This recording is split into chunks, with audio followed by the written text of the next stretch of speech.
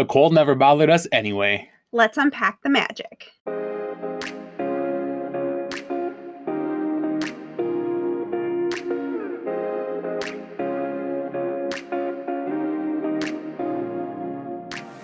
All right, welcome to another episode of the Team Unicorn Podcast. I'm Tyler. And I'm Sammy. And today we are jumping headfirst into Arendelle and discussing everything Frozen.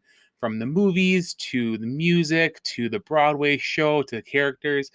Everything about Frozen, we're going to cover that today. Yes, we are. This was kind of a pop-up surprise episode for us, I feel, in terms of planning out the podcast. Yeah, for sure. We just saw the musical. Yes. And we had lots of thoughts and opinions, and we just got into a really good discussion. And we shelve it for a couple days, for a day or two, or we need to talk about this on the podcast. Yes, for sure.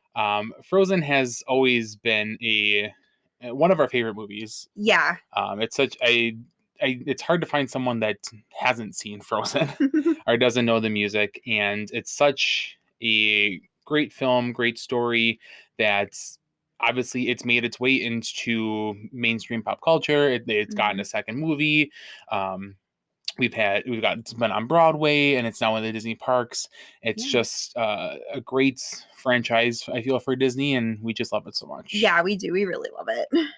So like you said, we recently saw the Broadway tour, came to our area, and had nothing but glowing reviews on it. Absolutely loved it. Yeah, it was amazing. It was absolutely amazing. It's just all that Disney magic. It really just had us all in the feels. So, but speaking of that Disney magic, I want to talk about the initial spark of that magic. We'll start with Frozen 1, the original movie that came out in 2013. Yep.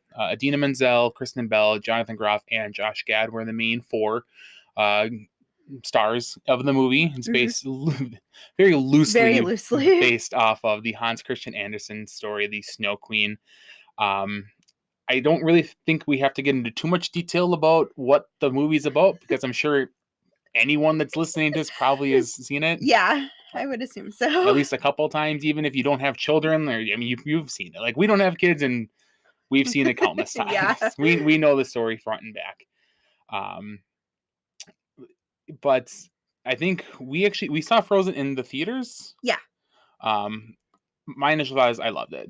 Yeah, like it just was so different, just with like the two sisters, and it wasn't like it was finding love, but not in the typical Disney storytelling. Right. It was familial love instead of like a romantic love. Yeah, which I mean it did include that, but then I don't think that was it drove the story along, but in the end that wasn't like the main reason. That wasn't the main plot device of the type of love that you're used to getting out of a Disney story. Yeah, so I think that just set it apart from what we were used to seeing from Disney, and I loved it. Like it just something different is always gonna, I think, catch our eye. And I remember when we were kind of researching for this episode, a couple of initial reviews that I had read said that it was kind of like the beginning of the second renaissance for Disney animation. And I feel like it was also that one of the first animated movies that really said, like, to Pixar, like, hey, like, this isn't just your territory. Like, there's room in the playground for Disney as well.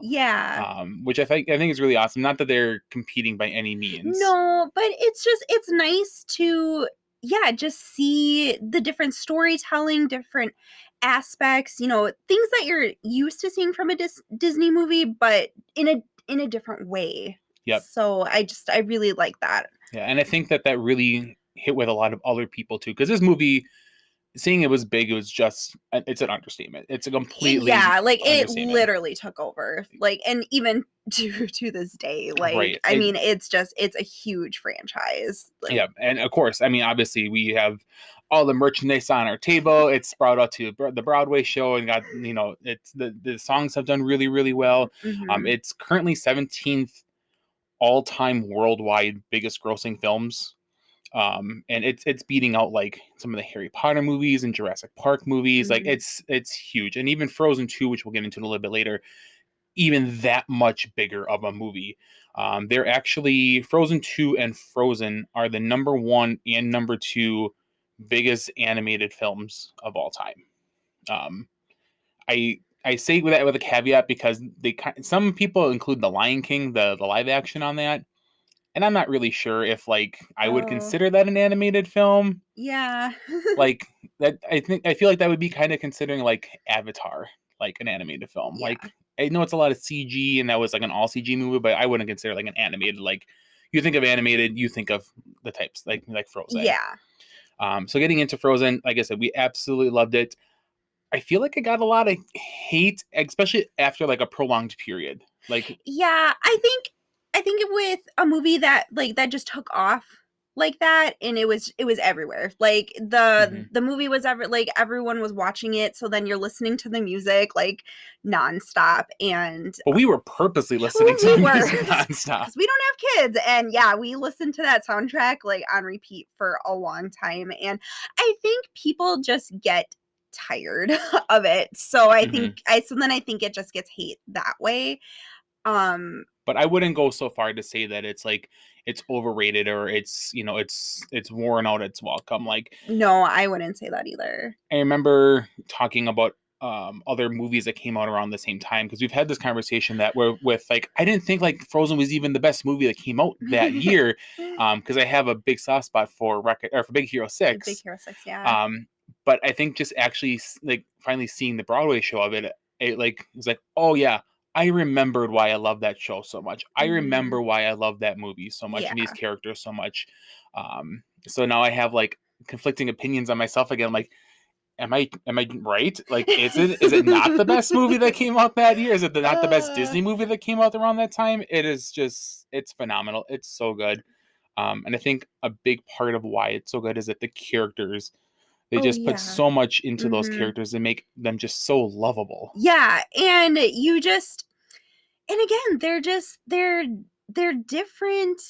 They're just different. So like you have Anna, like she's so quirky and like sheltered and Yes. like she's not like your typical, I don't know, like gonna go save the day kind of hero of like the Like she Disney has movie. this she has like the spunk and the enthusiasm of like a Tangled or a Merida, Mhm. but she's very much like she can't do anything with it just in the way that the story unfolds. And then you have Elsa that's on the complete opposite hand where Yeah. she can progress the story along however she wants, but she is just concealing and holding back her powers so Yep. much. And that's just because that's what she's been told to do since she was a Yeah. little kid. Yeah, and then you have Kristoff And and Sven. Sven and like and Kristoff, oh, and just his story in Frozen 2, like I don't want to get like too far ahead, but he is just like I don't know, they just did such a good job like developing him, and he just like that's what you want in like a Disney prince, I think, like, Yes. and then you have Olaf who like Who doesn't love I Olaf? know, like he's just so funny, and him too, like he progresses so well in Frozen 2, like you just yeah, like I don't know, you just fall in love with these characters and then they just develop them so well, Hmm. and they just did a good job. Yeah. So So, and I think that that's why it became such a big thing. Is because these yeah. characters are so lovable. This music is so good. Hmm. Um, Speaking of characters that they really did a good job of developing was Hans. Because you have he's the youngest of 12 kids or 13 kids 13 13 kids. kids, yes, he's got 12 older brothers Yeah. of the Southern Isles. He's looking for someone like Anna, just so happy-go-lucky, they finish each other's sentences, but then bam, Hans is the bad Hans is the guy? bad guy. Like, what? Like that was such a good twist. But some people are upset about that. Like, they didn't like some people argue that that Disney, like, when they were telling the story, like, they didn't put enough in there to make you think that he was the bad guy. And some And see, people I never got that. yeah, and I don't know, like, I like the plot twist, and it just I don't know, I didn't have a complaint, but I know some people, kind of have a little bit of an issue with that there wasn't enough like foreshadowing that But they but I could pick think up they on. but I think they did so much throughout the film to to point that, we need true love's kiss. We need that, we're pointing these characters in the direction where we need to have like romantic love. Mm-hmm. But then on the back end of thing, kind of hiding the shadows, there's always been this familial love with Anna and Elsa, even Mm-hmm. since they were younger. So like that's always been there. That's never not been the case. So I don't think that argument that there wasn't any, hints or indicators, or there wasn't a foreshadowing, because the familial love between the two and how that comes out at the end of the film with Anna saving herself for Elsa, like you knew that Anna was always going to make that play. Yeah. Like, even though she knew, like, at the end, like, they were, kind of directing it to, well, she needs that true love's kiss. Yeah. She needs to say, the only way she's going to live is she gets that true love's kiss. She was always going to make that play for her sister because they love each other. Yeah. So I think that was just, I love the whole aspect of it. It was, like you said, it was something that Disney did that was very much different than what we're used to. Yeah. And that, I think that paid off really, really big. Yeah, I agree. The songs in this movie are just, they're good. And they're so good. You can't have a good Disney movie or one that like breaks the zeitgeist like Frozen does without having like these huge momentous songs. Yeah. The whole soundtrack's a banger. It really is. Like I don't know, there's not one bad song on there. Like No. It's so good. Even like with the Trolls, the Fixer Upper song. Oh yeah. Like that's probably like the weakest song for me, just because it kind of comes out of left field from all the other songs that are in it. But like even as big as like Let It Go is and how big it got, like that's not even my favorite song on the soundtrack. It's I think we might have the same one. What is your favorite song? I would say probably Do You Want to Build a Snowman? Oh really? Yeah. Mine's Love Is an Open Door. Oh yeah, that one's good too. But I don't know. I really like Do You Want to Build a Snowman? Yeah. It's quintessential Frozen. Yeah. And even then, like that's a theme that kind of plays up a lot, especially in the theater version, which we'll get into in a little bit. Mm-hmm. Like that kind of plays a big part throughout the first act of the film. Like that comes back, like the melody comes back a little bit. Mm-hmm. Like that snowman is always there, and that snowman's Olaf. Yeah. So speaking of the music, I just want to take a moment to kind of go over the creative team behind the musical, because I find it absolutely fascinating, and they got the best people to make this film. Yes, and I don't think the film would have been nearly as good if they didn't have the music to match with it. Right. So like they needed the great story, the great music, and yeah. Mm-hmm. So Robert and Kristen Anderson Lopez, they're a husband and wife team that's been married for a while now. They're the ones that created all the music, the singing music for Frozen. They also produced. This isn't the first time they actually worked with Disney. Yeah. They also produced the music for the 2011 Winnie the Pooh movie. And she was Kanga in the movie, which I didn't know about. Yeah, I didn't know that either. And you said that you knew this, the 2007 opening of the Little Mermaid musical at Animal Kingdom, that was them too. Finding Nemo. Oh, sorry, Finding Nemo. What did I say? Little Mermaid. Oh, Little Mermaid. That's okay. No, that was actually them too. And I was reading that, and I'm like, there's no way. Like that, I don't know. But when you told me that, I'm like, I think I knew that. So. And then they just keep creeping up in Disney. Mm-hmm. They also wrote the song "Remember Me" from Coco. Yeah, that I didn't know, which I don't know if that makes me. I didn't know that either. That's a fun tidbit of information. So that was just like, they're just all these great movies, the Disney properties, like they have their hand into. But then Robert Lopez just didn't stick with Disney, and he didn't start off with Disney by any means. But he actually he co-wrote and was a co-creator of the Broadway show Avenue Q, which is kind of like maybe like Muppets After Dark. Yeah. Kind of like, I wouldn't say it so much After Dark, but like it's Muppets that deal with like real life topics. Yeah, it's definitely an adult. It's definitely geared towards for kids. No, definitely not for kids. And he also wrote the music for the Book of Mormon, which was created by the creators of South Park. Yeah. So like it's just so weird that you have like two completely wildly like adult themed or adult kind of centric musicals, which both went on win Tony's Oscar and Oh yeah. Grammys. I think Robert was actually the first two-time EGOT winner, which is just crazy for anyone to win one, let alone he's got two of them. Yeah, like, I don't know, I think that just speaks to their level of, like, creativity and commitment to, like, whatever they're doing, like, they just put their best into everything, and Hmm. it shows because their work is amazing. Yeah, and then most recently, obviously, they did the music for Frozen 2, and they came back and did the book for the theater version of Frozen. They also did the theme songs for WandaVision. So, like the Yep. TV shows, the Mhm. little TV show, the theme songs that played, and Yep. then they also wrote Agatha all along. And I remember watching WandaVision Yep. and seeing them get credit, and I'm like, no way. Right? Like they wrote Frozen, they wrote Let It Go, and then they're also Yep. doing Agatha all along. Yep. So I can't say enough about those two. Like it's just I love this music. I love Yep. Disney music in general, but I think Frozen has some of the best, Frozen 2 as well has some of the best Yeah. music out of any Disney film.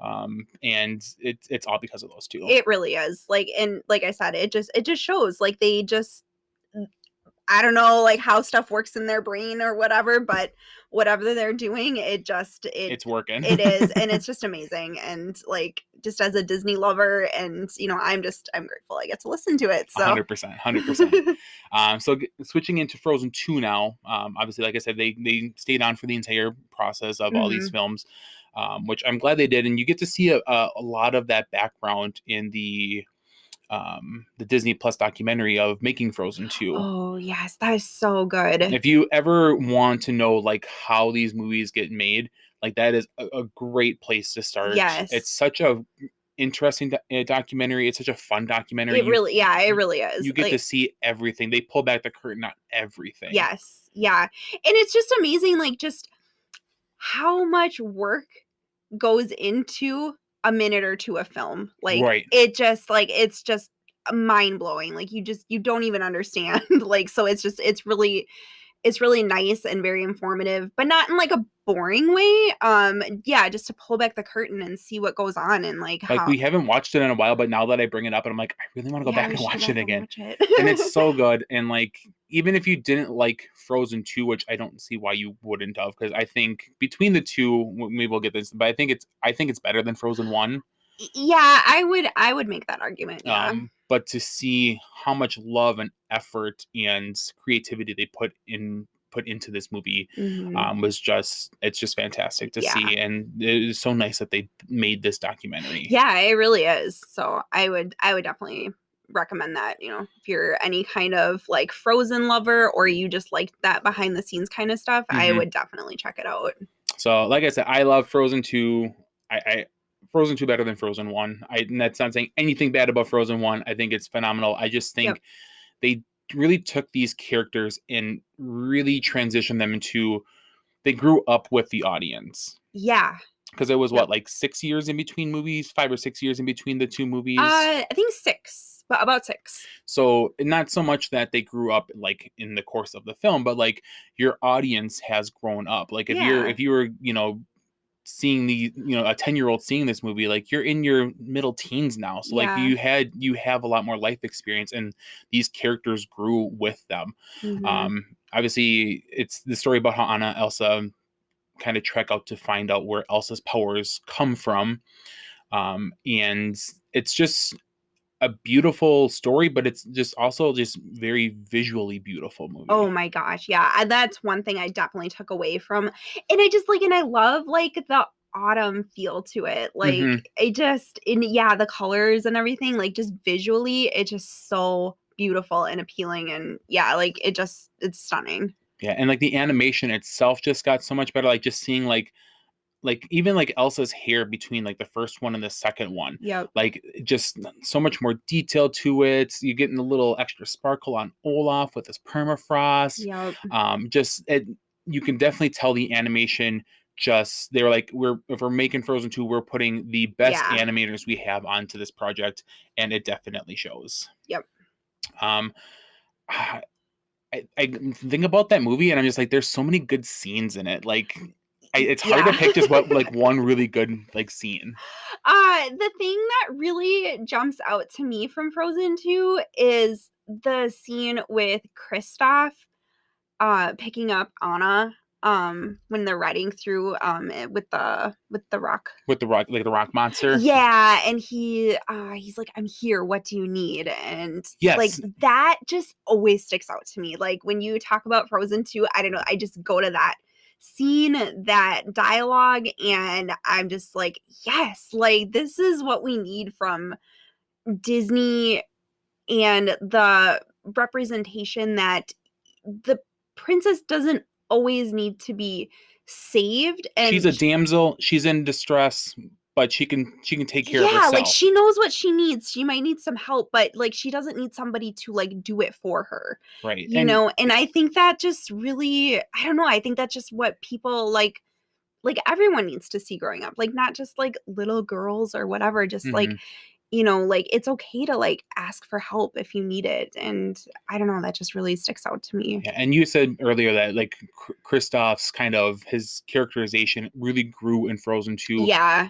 Him and Elsa or him and Anna kind of they didn't have like a relationship problem, but they just had like a communication problem. It seemed Yeah. like Anna was kind of on a different wavelength from what Kristoff was very nervous about asking for like a marriage or whatever. And they kind of built it up in the movie that not that they were fighting, but there was kind of a little bit of discourse that they were Yeah. going their separate ways, which I think gets into one of the best songs of the film. Oh gosh. Lost in the Woods Yeah. is just phenomenal. It's hilarious. The animation is fun. You get like those classic 80s Yep. Queen vibes on it. But then you get to a point where Kristoff really grows and says, my love is not Yes, fragile. that's the other thing that comes to mind too. And it's just such an important line for, I think, even little boys or men to hear. Like, you don't need to always be like that super masculine, hide everything in Yep. type of personality. Like, Mhm. it's okay to be frustrated and anxious and cry and be upset, but it's also okay to like take yourself away from the driver's seat and be like, Anna needs on this is Anna's thing. I'm going to be here for her. I don't need to, like you said, be the hero. I don't need to help the damsel in distress. Yeah, yeah. And I think it was just one of the best character arcs that they could have did. And I think Yes. I maybe there could be a case, for one of the arcs. I think that he really had a really growth into that second movie. Yeah, I would probably say he had the biggest one, Hmm. and yeah, like, when he says, "My love isn't fragile," like, because in the beginning of the movie, he wants to ask Anna to marry him, And like, he's that trying that several that's, times. like, his main goal right now, and he knows that's not what Anna needs right now, Yes.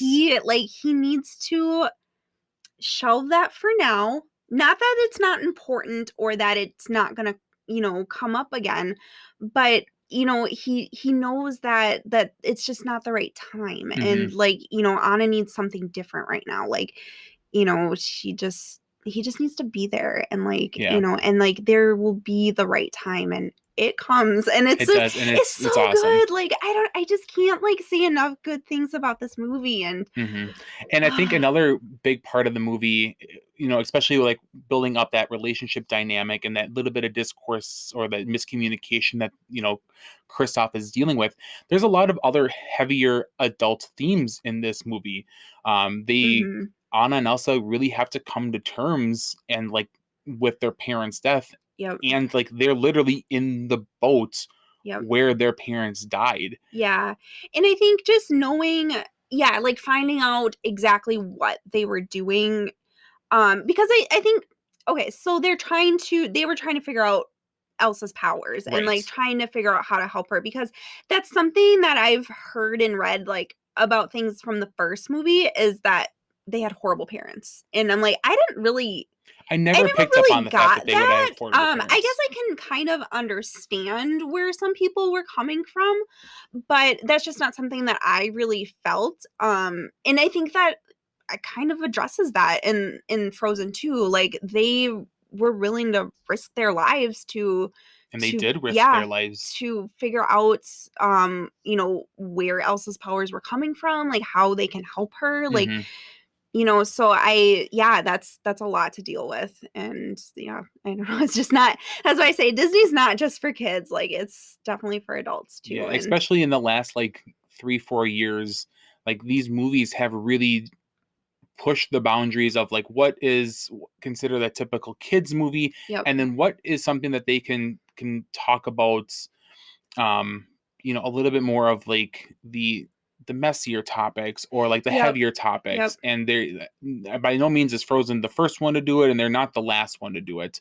But I think they just deal with those heavier adult type of conversations really really well in this movie. Getting into like those heavier themes, like obviously there was a lot of like kind of like political kind of hints, especially in the show yourself scene where she's seeing like what actually happened with the nostalgia people, Mm-hmm. and like how her grandfather, like he was not a good person. Yeah.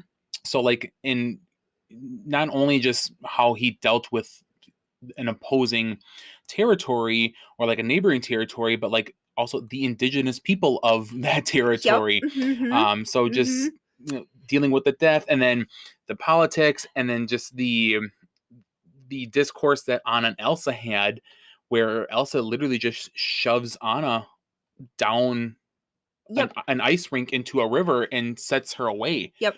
Like, I don't think that that's something that could have flown in Frozen 1. No.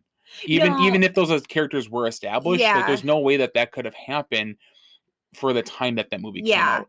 Yeah. And like you said, like going back to like their grandfather, and they were they made right of a wrong. Right. And I think that's a good lesson for anybody. Like, you're presented with this information, and it's okay to change your mind. Like, once Hmm. you're presented with what happened, and they knew what they needed to do. Right. And yeah, that's just, I don't know, just another adult lesson that, yeah, like kids really aren't going to pick up on, but the adults are. And the And kids might not pick up on like the specific like what they're trying to get at, but yeah, like going forward they're going to realize like, hey, it's okay to change my mind about something. yeah, Hey, and it's it's okay to realize like maybe not something is as, you know, good as it previously once seemed, and yeah, that's totally fine. yeah. And well, in the song, like the next right thing, like, just figuring out what is the right thing to do. Hmm. And yeah, that's just, I don't know, just sprinkling in those little life lessons in there. And Yes, lots of life lessons in yeah, here.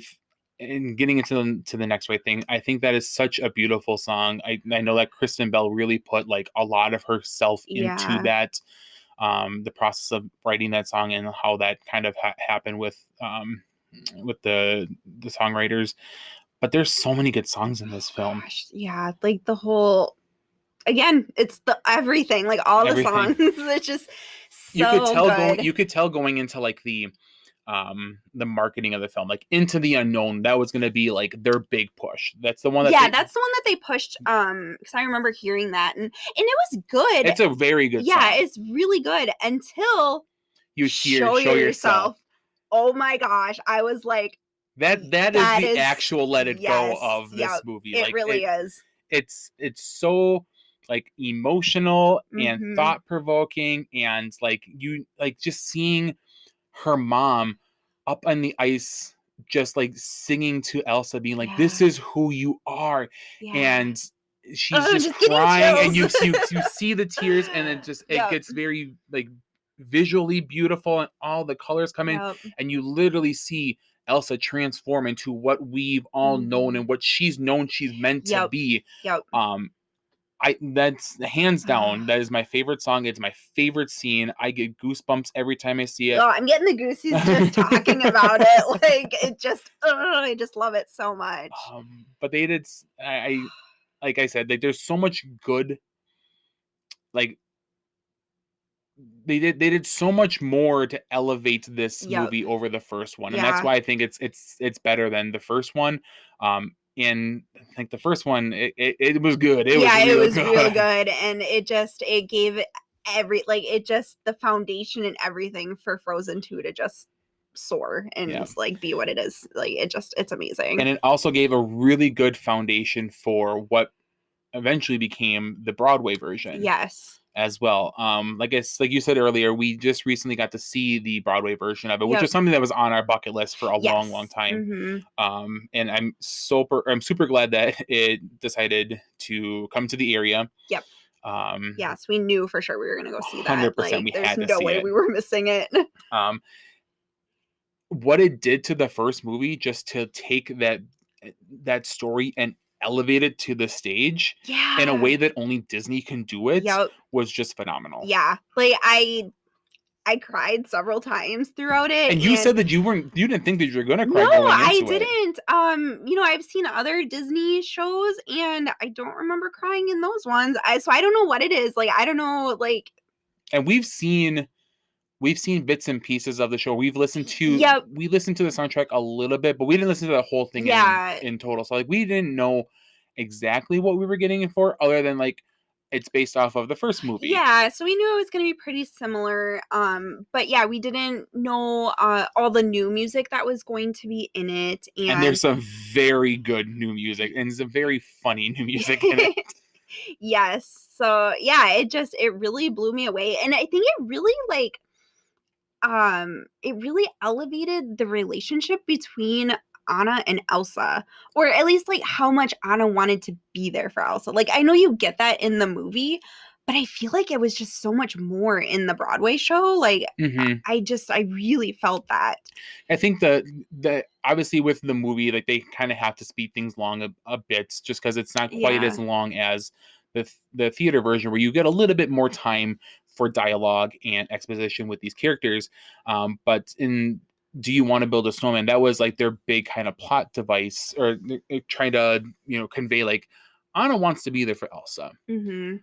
But when you can break that song down, make it longer, and put scenes and dialogue in between there to really show how much Elsa truly means to Anna, and Yeah. how much Anna would do anything for Elsa, even though she's being shut out. Yep. Like you said, it almost changes the relationship that you think that that they have. Yeah, like, I don't yeah, and I'm just like, and it's been a minute since I've watched Frozen, but I just remember thinking that as I was watching the show, the relationship, yeah, like how much Anna wanted to be there, and that just kept getting repeated throughout the show, like as Hmm. she's trying to figure out how to climb the North Mountain. Like, I gotta go save my sister, I gotta go talk to her, like, she's my sister, she's gonna listen to me, I love her. And Hmm. it really just hit home, that part of it. And Yeah. yeah, I really like that.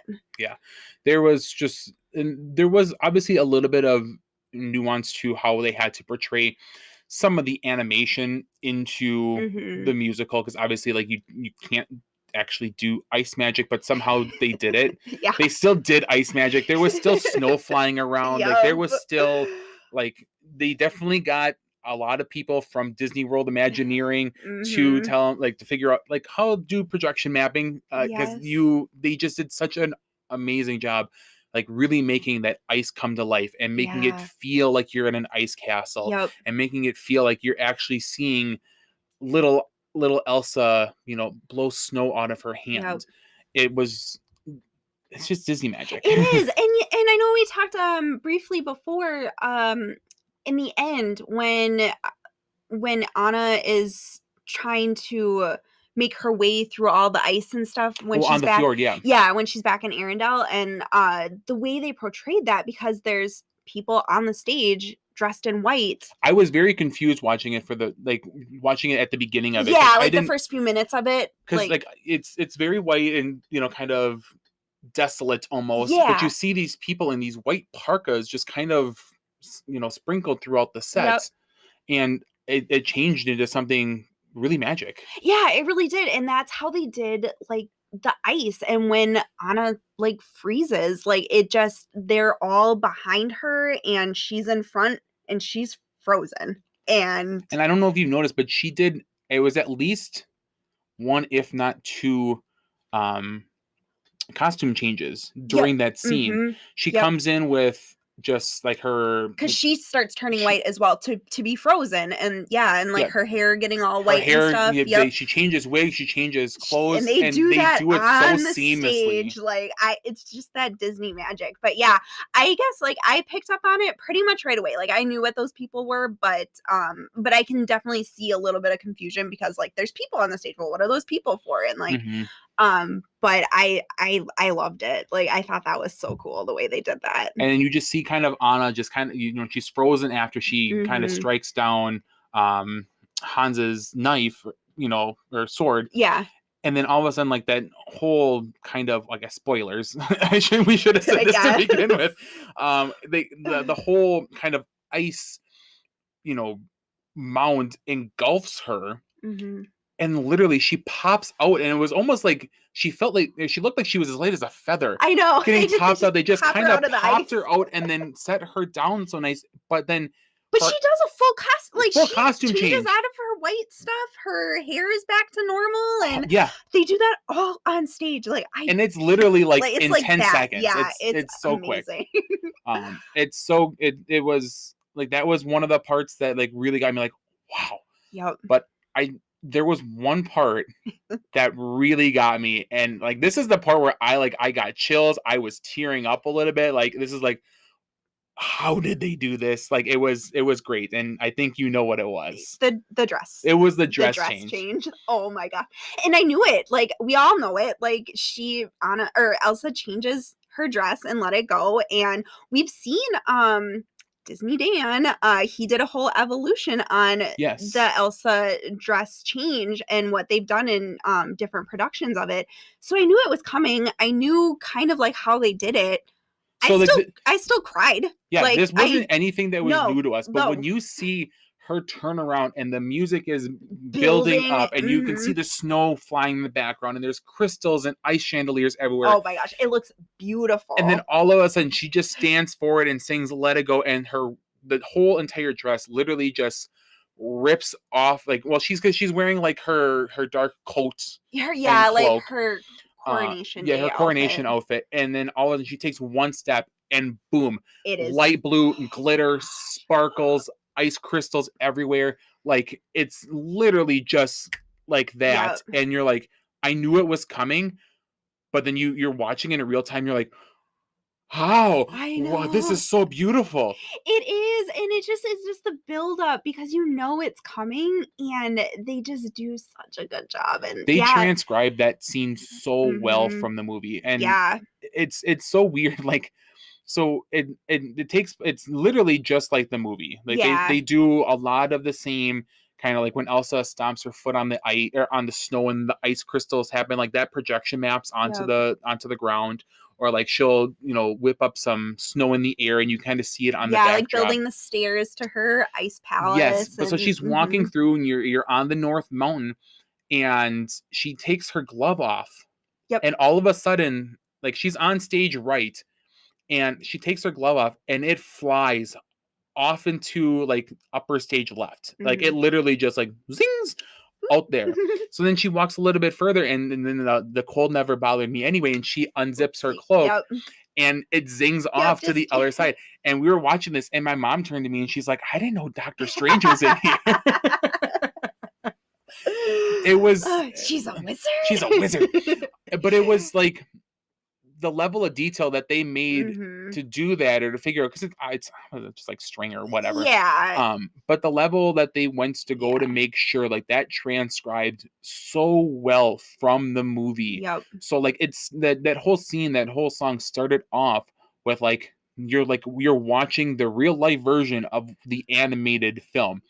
And it was step by step, cue for cue, and then you get that ice castle that's built. Elsa goes up there, she spins around, the music just builds up, and then boom, baby. Oh yeah. And like I said, I wasn't expecting to cry because like I knew it was coming. I knew kind of how it worked and everything, and the film itself generally doesn't make me cry. No, it doesn't. But there's just something about seeing anything on stage. Like I think having to put a little bit of your own imagination to it, but what they do on there is just, it's magical. And Absolutely. and that's how Act 1 ends, and I had tears coming down my face, and I'm like, this is so good, and I love it. I am here for it. I wish we would have been able to go see it again. I think it would have been nice to take it in again, but I'm sure this isn't the last time. I think it's gonna tour. Yeah, I think for a while, or at least come back around a few times. Oh yeah, I think this will eventually kind of turn into what I think The Lion King was for Disney. Yeah. Lion King was also a stage adaptation, or a film that they made into the theatrical stage adaptation. To say that was, that a blockbuster, was, a hit. A hit. And it still is. Like, I think whenever it tours, it draws in a crowd. It's always sold out when we go see it. Yeah. But just something with those Disney shows and how they just get that magic from the film to them is just phenomenal. Yeah. But getting back to like The Lion King, and even with Aladdin, like those are 3 different type of shows with 3 different levels of magic. And like I remember sitting and watching it, and I'm just kind of like, God, this is good. Like this is as good as those other ones. And we had the conversation last night about what we thought between those 3 shows, Aladdin, Lion King, and one thing Frozen. I also just thought about, do we throw The Little Mermaid in there? Because we've seen that one too. We have seen The Little Mermaid. However, that wasn't, I think that was just a Disney licensed. Okay. That wasn't done by like Disney themselves. Okay. Which The Little Mermaid was really, really fun too. Yeah, I think we can get into a lot of those in like a Broadway specific episode. But they were all really good. Disney does Broadway the best. They know how to do their shows. I really wish we would have also seen Mary Poppins too. But maybe we'll get around to that if they ever turn back. But I remember watching Frozen, especially with that dress change, and I'm just like, this is it. Like, this is that one thing that people remember from this show. It's like the magic carpet in Aladdin. And like, because I remember when we were watching Aladdin, and that's another scene from Aladdin that they do pretty much like really well from the film to the stage. Like they actually are on the magic carpet from the balcony ledge. They get up in the air. You don't see anything. Yeah, like it is floating. It is floating. That magic carpet is floating. You're in a sea of stars. Like I'm like up there. Like where are the strings? Like how are they doing that? How are they doing that? And obviously Elsa's dress change is a little bit more practical. You can kind of figure out how they did that pretty easily. But it's just as magical, and it's just as like jaw dropping when you're like, this is exactly what you think of when you see, or what you wanted to see in this Disney production. I think we can both agree that Frozen is probably our favorite out of the. We'll include Little Mermaid too. So out of the 4, like it's probably my favorite. Yeah, I would say it's my favorite. And that's saying a lot, because I've seen Lion King out on Broadway. I've seen it multiple times. Like it is phenomenal, but I just really, really loved Frozen. I really enjoyed that. It was so. Again, I just keep saying it. It's the Disney magic. Like I don't know. They just know how to do things right, and they just, I don't know. It's just amazing. Oh, something that we didn't even talk about: Sven. How they did Sven and Olaf. Yep, and Olaf. Those two. So, Olaf is actually up. It's not like It's not somebody in. It's not a suit or a costume. Yeah, it's a puppet. And that's such a unique way to portray him. So like you have the actor who's singing and, kind of doing all the movements behind, but like Olaf's feet are his feet and his hands are Olaf's hands. Yeah. And so like, there's just so much you wouldn't think that they could, convey emotionally, or like just, how you actually, do the walking snowman. Yeah. But they do it. Yeah, they do. It's so good. And Sven looks like an actual reindeer. Gosh, yes. Like oh my gosh, I just love it. I love them. It's so good. I can't say enough good things about this show. Hands down, it was a 10 out of 10 for me. 10 out of 10. Oh yeah. Yeah. 10. Well, I think we did unicorn horns. Unicorn horns. 10 unicorn horns out of 10. I think this is our official Team Unicorn recommendation. If you ever get a chance to see Frozen the musical, you definitely need to do it.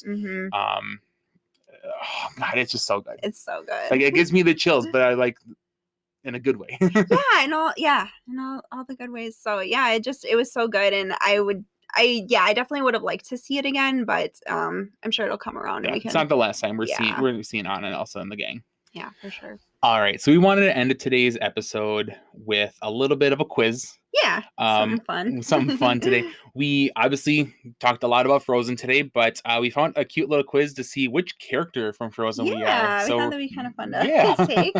So we're gonna go through just reading these questions off here. You're gonna do the quiz as well. Yep. And we're just gonna see what Frozen character we.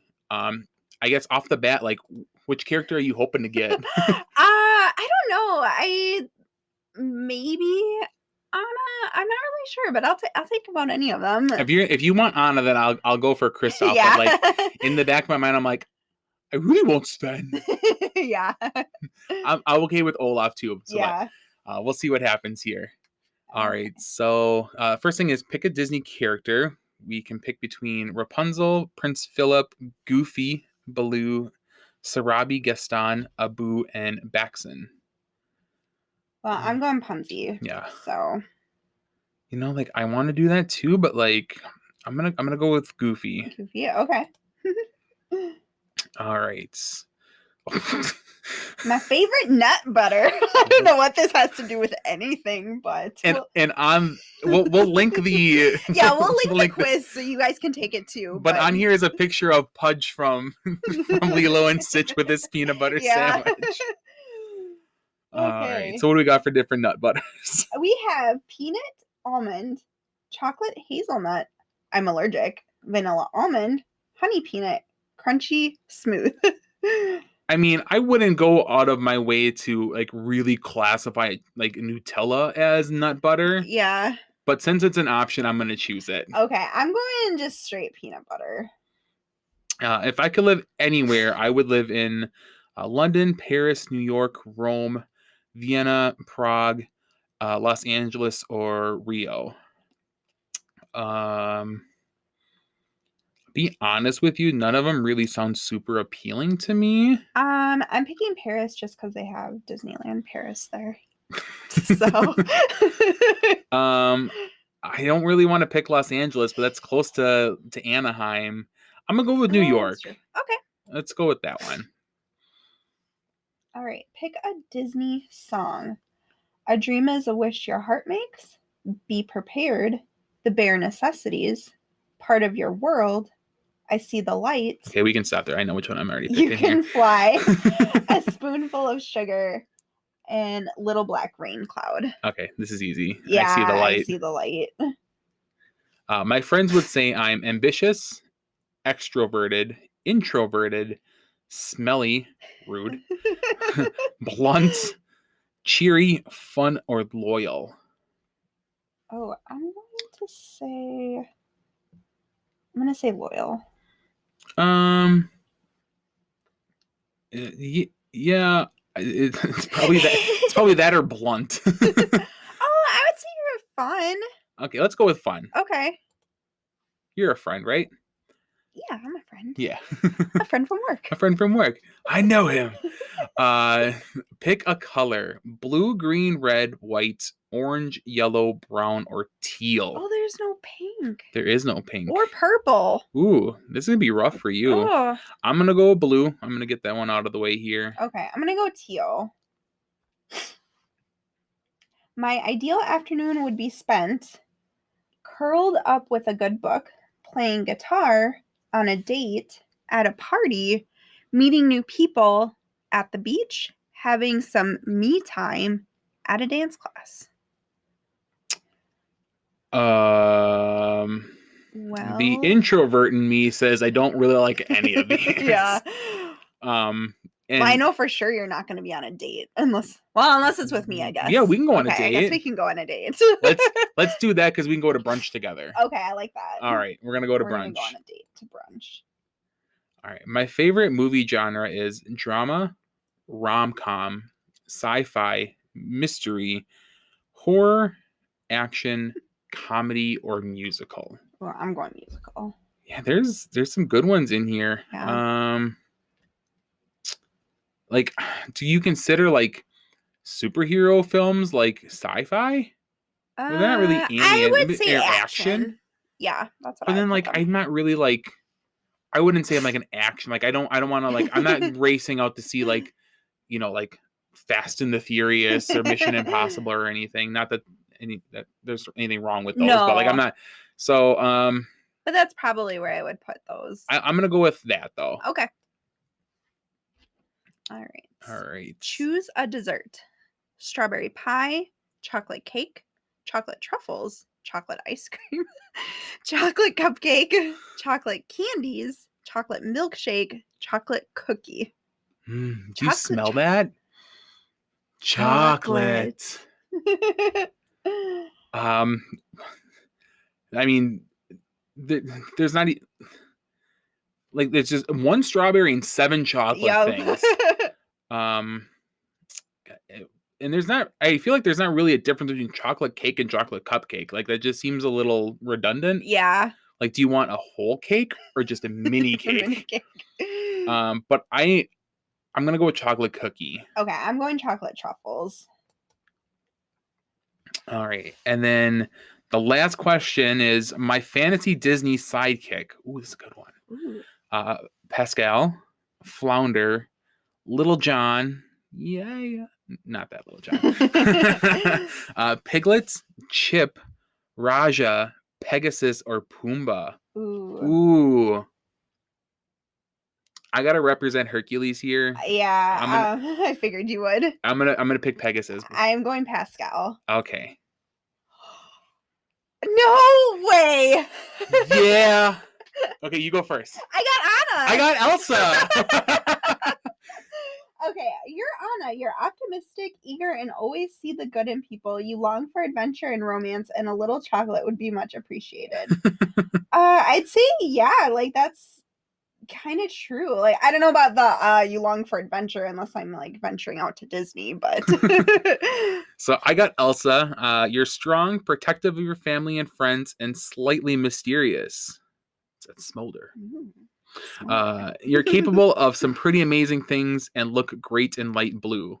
That is very true. You do tell me that all the time. I tell you that all the time. And it's, I think I could rock the Elsa dress. Oh yeah. Yeah. I mean, you got the hair for it, but I think I could definitely rock the dress. For sure. All right. So like I said, we will put that in the link down in the description. Yeah. So if you guys want to go and take that, let us know what you got. Yeah. Let us know who got Kristoff. So, you'll know who's the Kristoff who you need to dump me for. No. That was fun. Yeah, so it was so much fun. And thank you guys so much for listening and watching. We had so much fun. If you like these kind of like franchise specific type of shows, like let us know. Like we could definitely dive into this. Like this is something that I feel is like really up our alley. Yeah, I think this is kind of where we get on those conversations because we got back from the musical and we're just spitting out our thoughts and opinions, feelings, like all of it, and we're just like we need to do it for the podcast. Yes. And so we can definitely do this with other movies and franchises if this is something you guys are into, so please let us know. Yes, definitely. I'm very excited to do another one of these themed, like franchise specific type of shows, so we'll see where this goes. All right, so for today's episode, I'm Tyler and I'm Sammy, and it's been magical.